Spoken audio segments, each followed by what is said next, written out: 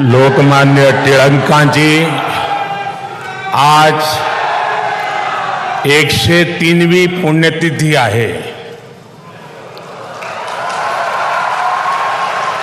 देशाला अनेक महानायक देण्याच्या महाराष्ट्राच्या भूमीला मी कोटी कोटी वंदन करते.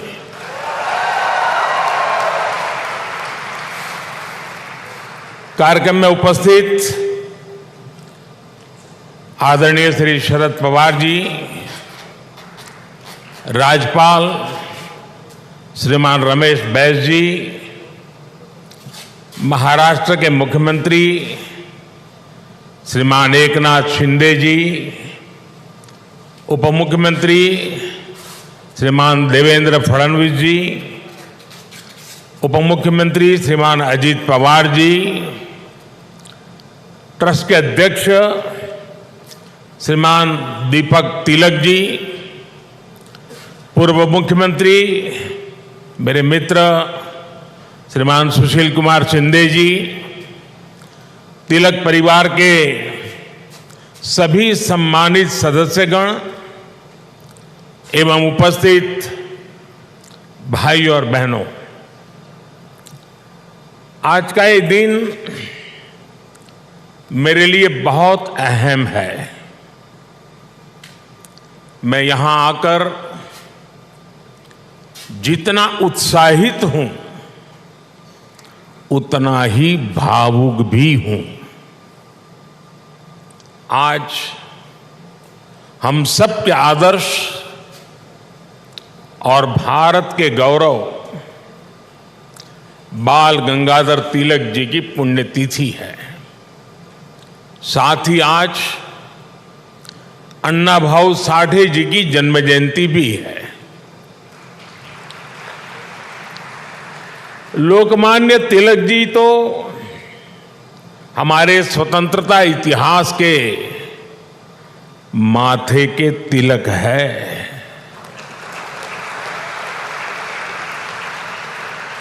साथ ही अन्ना भाऊ ने भी समाज सुधार के लिए जो योगदान दिया वह अप्रतिम है, असाधारण है. मैं इन दोनों ही महापुरुषों के चरणों में श्रद्धापूर्वक नमन करता हूं. आज या महत्वाचा दिवशी मला पुण्याच्या या पावन भूमीवर महाराष्ट्राच्या धर्तीवर येण्याची संधी मिळाली, हे माझे भाग्य आहे.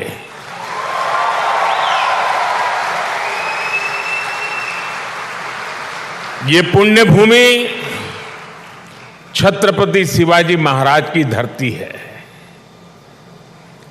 ये चाफेकर बंधुओं की पवित्र धरती है. इस धरती से ज्योतिबा फुले, सावित्रीबाई फुले की प्रेरणाएं और आदर्श जुड़े हैं. अभी कुछ ही देर पहले मैंने दगड़ू सेठ मंदिर में गणपति जी का आशीर्वाद भी लिया. ये भी पुणे जिले के इतिहास का बड़ा दिलचस्प पहलू है. दगड़ू सेठ पहले व्यक्ति थे जो तिलक जी के आह्वान पर गणेश प्रतिमा की सार्वजनिक स्थापना में शामिल हुए थे. मैं इस धरती को प्रणाम करते हुए इन सभी महान विभूतियों को श्रद्धापूर्वक नमन करता हूं. साथियों, आज पुणे में आप सबके बीच मुझे जो सम्मान मिला है, ये मेरे जीवन का एक अविस्मरणीय अनुभव है. जो जगह, जो संस्था सीधे तिलक जी से जुड़ी रही हो, उसके द्वारा लोकमान्य तिलक नेशनल अवार्ड मिलना मेरे लिए सौभाग्य की बात है। मैं इस सम्मान के लिए हिंद स्वराज संघ का और आप सभी का पूरी विनम्रता के साथ हृदय से आभार व्यक्त करता हूं। और मैं ये भी कहना चाहूंगा, अगर ऊपर ऊपर से थोड़ा नजर करें तो हमारे देश में काशी और पुणे दोनों की एक विशेष पहचान है। विद्वत्ता यहां पर चिरंजीव है, अमरत्व को प्राप्त हुई है।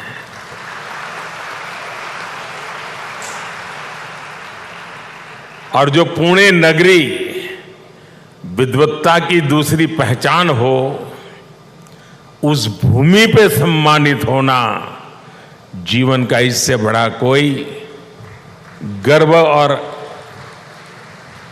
संतोष की अनुभूति देने वाली घटना नहीं हो सकती है। लेकिन साथियों, जब कोई अवार्ड मिलता है तो उसके साथ ही हमारी जिम्मेदारी भी बढ़ जाती है। आज जब उस अवार्ड से तिलक जी का नाम जुड़ा हुआ हो तो दायित्व बोध और भी कई गुना बढ़ जाता है। मैं लोकमान्य तिलक नेशनल अवार्ड को 140 करोड़ देशवासियों के चरणों में समर्पित करता हूं।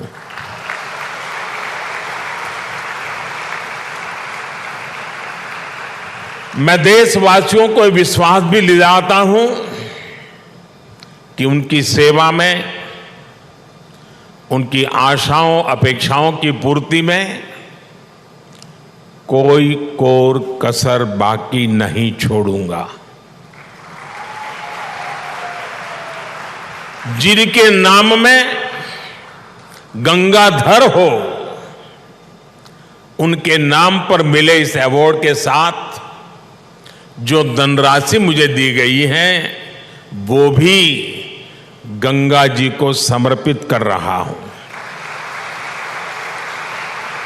मैंने पुरस्कार राशि नमामि गंगे परियोजना के लिए दान देने का निर्णय लिया है। साथियों, भारत की आजादी में लोकमान्य तिलक की भूमिका को, उनके योगदान को कुछ घटनाओं और शब्दों में नहीं समेटा जा सकता है। तिलक जी के समय और उनके बाद की स्वतंत्रता संग्राम से जुड़ी जो भी घटनाएं और आंदोलन हुए, उस दौर में जो भी क्रांतिकारी और नेता हुए, तिलक जी की छाप सब पर थी, हर जगह थी। इसलिए खुद अंग्रेजों को भी तिलक जी को the father of the Indian unrest कहना पड़ा था। तिलक जी ने भारत के स्वतंत्रता आंदोलन की पूरी दिशा ही बदल दी थी। जब अंग्रेज कहते थे कि भारतवासी देश चलाने के लायक नहीं है, तब लोकमान्य तिलक ने कहा कि स्वराज्य हमारा जन्मसिद्ध अधिकार है। अंग्रेजों ने धारणा बनाई थी कि भारत की आस्था, संस्कृति, मान्यताएं, ये सब पिछड़ेपन का प्रतीक है। लेकिन तिलक जी ने इसे भी गलत साबित किया। इसलिए भारत के जनमानस ने न केवल खुद आगे आकर तिलक जी को लोकमान्यता दी, बल्कि लोकमान्य का खिताब भी दिया। और जैसा अभी दीपक जी ने बताया, स्वयं महात्मा गांधी ने उन्हें आधुनिक भारत का निर्माता भी कहा। हम कल्पना कर सकते हैं कि तिलक जी का चिंतन कितना व्यापक रहा होगा, उनका विजन कितना दूरदर्शी रहा होगा। साथियों, एक महान नेता वो होता है जो एक बड़े लक्ष्य के लिए न केवल खुद को समर्पित करता है, बल्कि उस लक्ष्य की प्राप्ति के लिए संस्थाएं और व्यवस्थाएं भी तैयार करता है। इसके लिए हमें सबको साथ लेकर आगे बढ़ना होता है, सबके विश्वास को आगे बढ़ाना होता है। लोकमान्य तिलक के जीवन में हमें ये सारी खूबियां दिखती हैं। उन्होंने अंग्रेजों ने जब उन्हें जेल में डाला, उन पर अत्याचार हुए, उन्होंने आजादी के लिए त्याग और बलिदान की पराकाष्ठा की, लेकिन साथ ही उन्होंने टीम स्पिरिट के, सहभाग और सहयोग के अनुकरणीय उदाहरण भी पेश किए। लाला लाजपत राय और बिपिन चंद्र पाल के साथ उनका विश्वास, उनकी आत्मीयता भारतीय स्वतंत्रता संग्राम का स्वर्णिम अध्याय है। आज भी जब बात होती है तो लाल बाल पाल के तीनों नाम एक त्रिशक्ति के रूप में याद किए जाते हैं। तिलक जी ने उस समय आजादी की आवाज को बुलंद करने के लिए पत्रकारिता और अखबार की अहमियत को भी समझा। अंग्रेजी में तिलक जी ने, जैसा शरद राव ने कहा, द मराठा साप्ताहिक शुरू किया। मराठी में गोपाल गणेश अगरकर और विष्णु शास्त्री चिपलुंकर जी के साथ मिलकर उन्होंने केसरी अखबार शुरू किया। 140 से भी ज्यादा समय से केसरी अनवरत आज भी महाराष्ट्र में छपता है, लोगों के बीच पढ़ा जाता है। ये इस बात का सबूत है कि तिलक जी ने कितनी मजबूत नींव पर संस्थाओं का निर्माण किया था। साथियों, संस्थाओं की तरह लोकमान्य तिलक ने परंपराओं को भी पोषित किया। उन्होंने समाज को जोड़ने के लिए सार्वजनिक गणपति महोत्सव की नींव डाली। उन्होंने छत्रपति शिवाजी महाराज के साहस और आदर्शों की ऊर्जा से समाज को भरने के लिए शिव जयंती का आयोजन शुरू किया। ये आयोजन भारत को सांस्कृतिक सूत्र में पिरोने के अभियान भी थे और इनमें पूर्ण स्वराज की संपूर्ण संकल्पना भी थी। यही भारत की समाज व्यवस्था की खासियत रही है। भारत ने हमेशा ऐसे नेतृत्व को जन्म दिया है जिसने आजादी जैसे बड़े लक्ष्यों के लिए भी संघर्ष किया और सामाजिक बुराइयों के खिलाफ नई दिशा भी दिखाई। आज की युवा पीढ़ी के लिए यह बहुत बड़ी सीख है। भाइयों और बहनों, लोकमान्य तिलक इस बात को भी जानते थे कि आजादी का आंदोलन हो या राष्ट्र निर्माण का मिशन, भविष्य की जिम्मेदारी हमेशा युवाओं के कंधों पर होती है।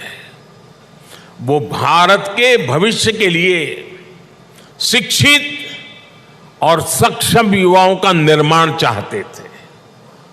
लोकमान्य में युवाओं की प्रतिभा पहचानने की जो दिव्य दृष्टि थी, इसका एक उदाहरण हमें वीर सावरकर से जुड़े घटनाक्रम में मिलता है।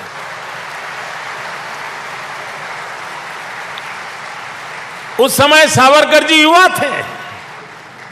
तिलक जी ने उनकी क्षमता को पहचाना।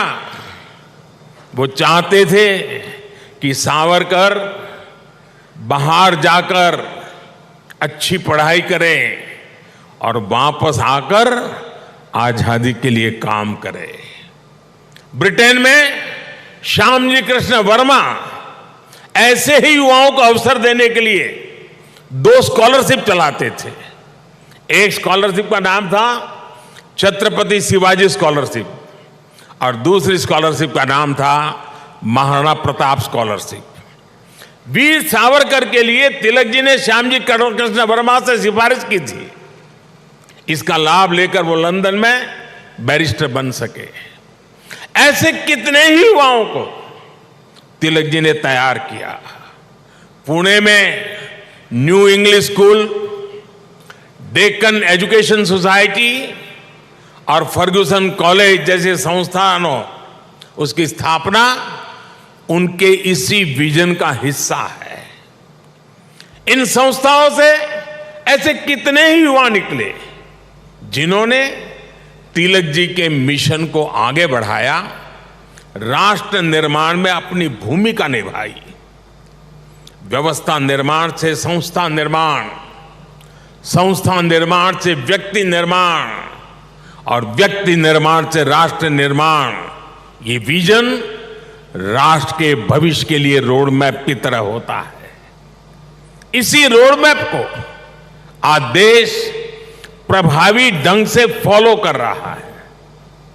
साथियों, वैसे तो तिलक जी पूरे भारत के लोकमान्य नेता है, लेकिन जैसे पुणे और महाराष्ट्र के लोगों के लिए उनका एक अलग स्थान है, वैसा ही रिश्ता गुजरात के लोगों का भी उनके साथ है। मैं आज इस विशेष अवसर पर मैं उन बातों को भी याद कर रहा हूं। स्वतंत्रता संग्राम के समय वो करीब 1.5 महीने अहमदाबाद साबरमती जेल में रहे थे। इसके बाद 1916 में तिलक जी अहमदाबाद आए और आपको जानकर के खुशी होगी, उस समय जब अंग्रेजों की पूरी तरह जुल्म चलते थे, अहमदाबाद में तिलक जी के स्वागत में और उनको सुनने के लिए उस जमाने में 40,000 से ज्यादा लोग उनका स्वागत करने के लिए आए थे। और खुशी की बात यह है कि उनको सुनने के लिए उस समय ऑडियंस में सरदार वल्लभ भाई पटेल भी थे। उनके भाषण ने सरदार साहब के मन में एक अलग ही छाप छोड़ी। बाद में सरदार पटेल अहमदाबाद नगर पालिका के प्रेसिडेंट बने, म्युनिसिपैलिटी के प्रेसिडेंट बने। और आप देखिए उस समय के व्यक्तित्व की सोच कैसी होती थी। उन्होंने अहमदाबाद में तिलक जी की मूर्ति लगाने का फैसला किया। और सिर्फ मूर्ति लगाने का फैसला किया नहीं, उनके निर्णय में भी सरदार साहब की लौह पुरुष की पहचान मिलती है। सरदार साहब ने जो जगह चुनी वो जगह थी विक्टोरिया गार्डन। अंग्रेजों ने रानी विक्टोरिया की हीरक जयंती मनाने के लिए अहमदाबाद में 1897 में 1897 में विक्टोरिया गार्डन का निर्माण किया था। यानी ब्रिटिश महारानी के नाम पर बने पार्क में उनकी छाती पर सरदार पटेल ने इतने बड़े क्रांतिकारी लोकमान्य तिलक की मूर्ति लगाने का फैसला कर लिया।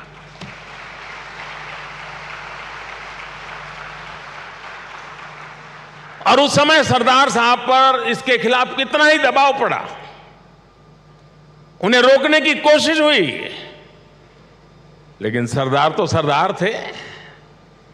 सरदार ने कह दिया वो अपना पद छोड़ देना पसंद करेंगे, लेकिन मूर्ति तो वहीं पर लगेगी।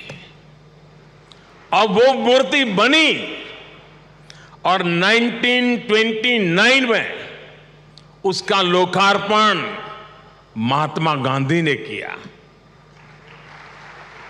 अहमदाबाद में रहते हुए मुझे कितनी ही बार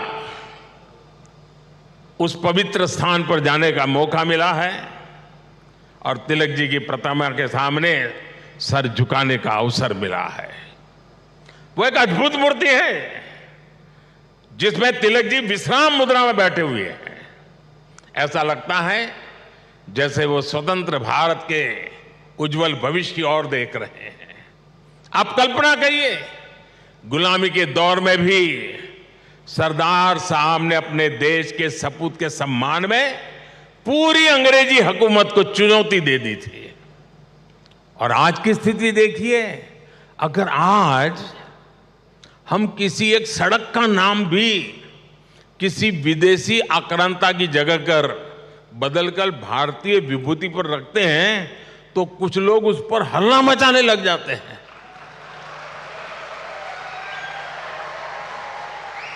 उनकी नींद खराब हो जाती है।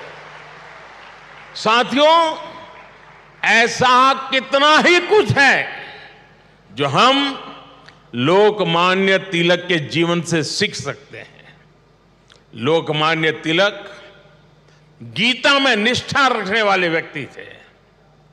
वो गीता के कर्मयोग को जीने वाले व्यक्ति थे। अंग्रेजों ने उन्हें रोकने के लिए उन्हें भारत के दूर पूरब में मांडले की जेल में डाल दिया, लेकिन वहां भी तिलक जी ने गीता का अपना अध्ययन जारी रखा।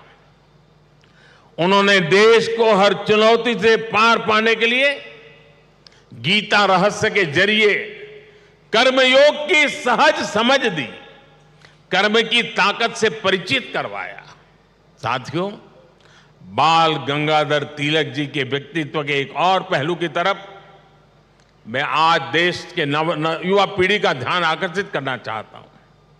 तिलक जी की एक बड़ी विशेषता थी कि वो लोगों को खुद पर विश्वास करने के बड़े आग्रही थे और करना सिखाते थे।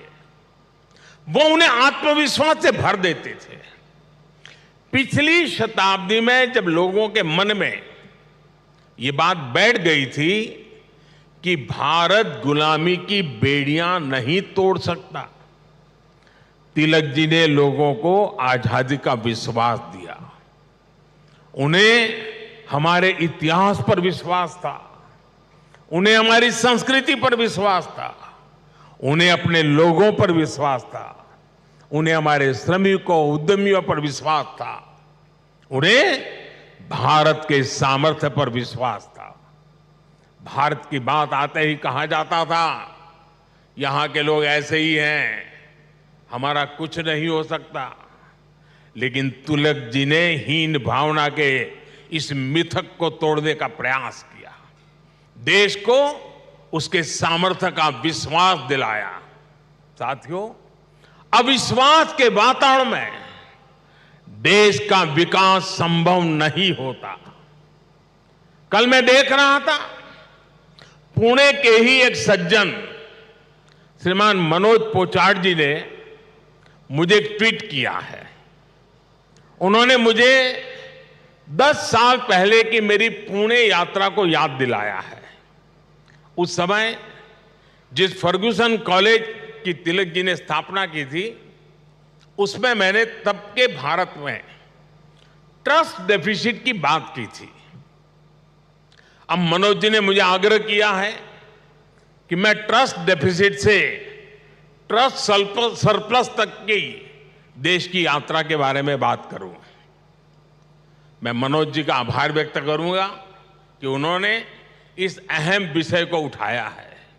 भाई और बहनों, आज भारत में ट्रस्ट सरप्लस पॉलिसी में भी दिखाई देता है और देशवासियों के परिश्रम में भी झलकता है।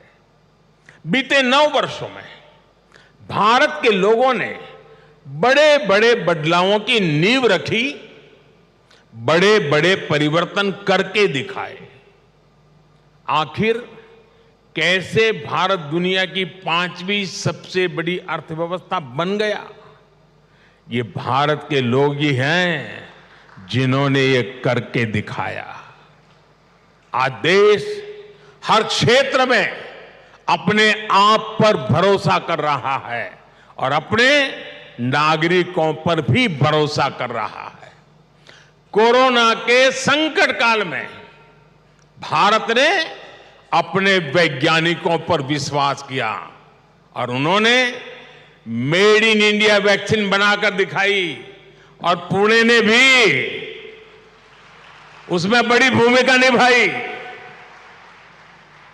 हम आत्मनिर्भर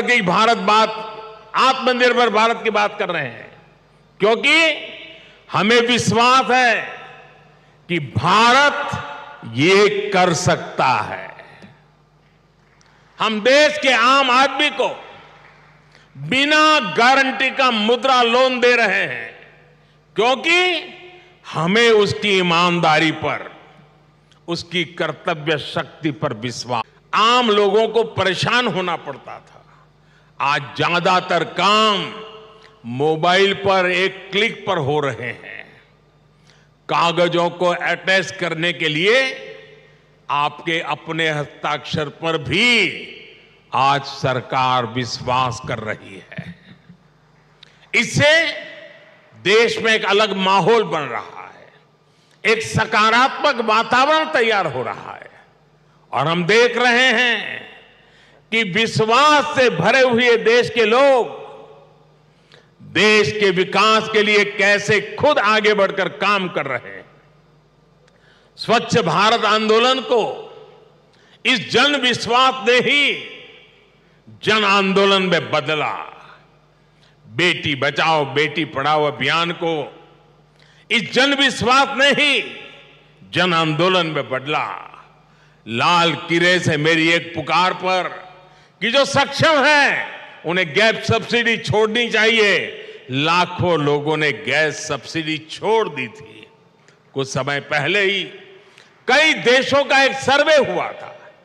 इस सर्वे में सामने आया कि जिस देश के नागरिकों को अपनी सरकार में सबसे ज्यादा विश्वास है, उस सर्वे ने बताया उस देश का नाम भारत है। ये बदलता हुआ जनमानस, ये बढ़ता हुआ जनविश्वास भारत के जन जन की प्रगति का माध्यम बन रहा है। साथियों, आज आजादी के 75 वर्ष बाद देश अपने अमृतकाल को कर्तव्य काल के रूप में देख रहा है।